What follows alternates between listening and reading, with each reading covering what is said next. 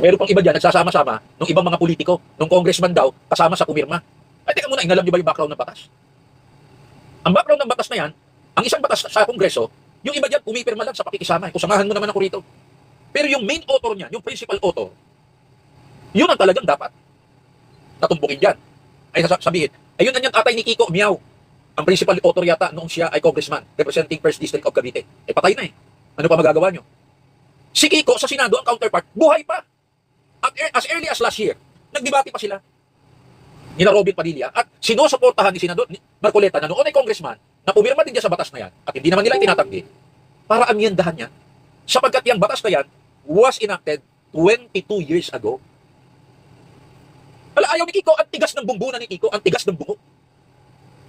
Oh. Diba? Ibig niya sabihin, yan ang batas, yan ang nakaposa sa kamay ng mga pulis, sa kamay ng mga prosecutors, sa kamay ng huwes, sa kamay ng hukuman. Yung ginawa nilang batas, yun ang ipinamposas nila sa kanilang mga kamay. Eh, di butas-butas yung batas na yan, tagaguhan yan. Hindi ba mayroong prinsipyo sa batas? Tinuro ng mga profesor namin. When the reason of the law ceases to exist, that law must cease to exist. There is no more reason for that law to exist. Kapag ang dahilan o ang rason ng batas na yan ay wala na, natapos na, wala nang rason para panatilihin mo pa ang batas na yan.